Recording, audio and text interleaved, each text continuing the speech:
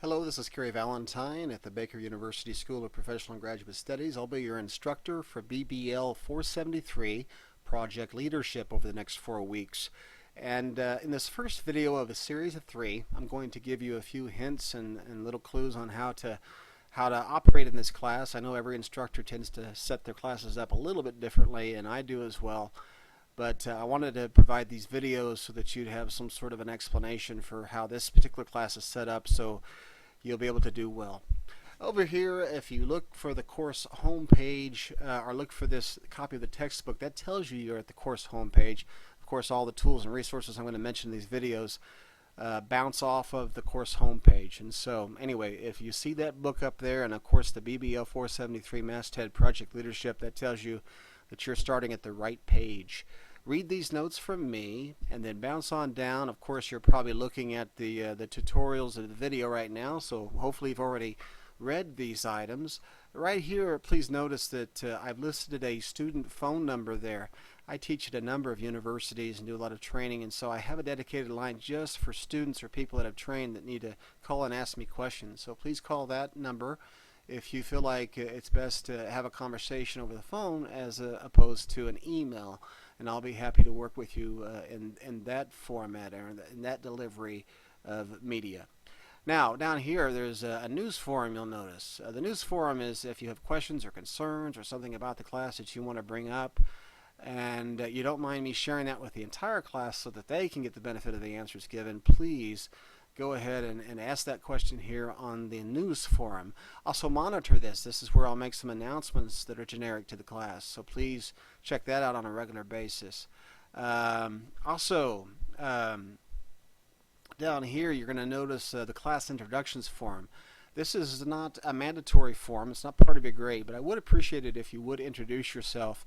And it says here some basic information I might like to get, but better yet, I gave you an example. I went ahead and put my introduction up there, so maybe you can just reply to that, and that way we'll get to know each other a little bit and have a good grounding for what we're going to be talking about the next few weeks.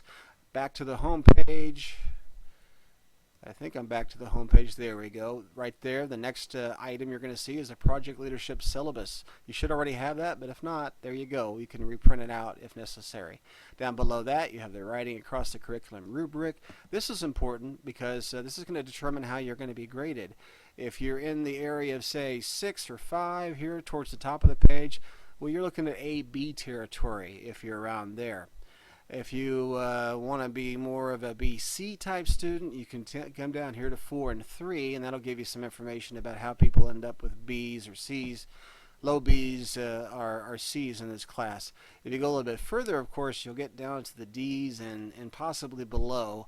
I don't tend to see that too much in my classes, but if you follow this rubric as closely as possible, that's going to give you the best chance of getting the best grade, or at least the desired grade that you want to get in this class. So follow that.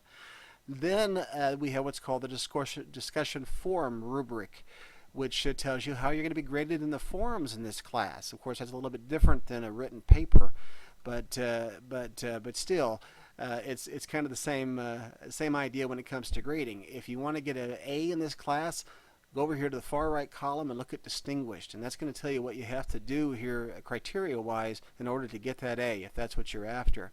Then over here in column 3, you're going to see proficient. That tends to be more B territory in this class, so if you follow that criteria, you'll end up with a B. If you go basic, you're going to get a C there in the second column, but not necessarily the B or the A if that's what your choice or that's what your desire is to have for a grade. Non-performance, of course, gets into failing territory. So make sure you review all of those different columns for the criteria that they give, and that'll give you an idea about how you can get the grade that you desire in the discussion forum participation portion of this class. Now, in the next video, I'm going to discuss more specific components of the discussion forums, so please listen to that next. Thanks.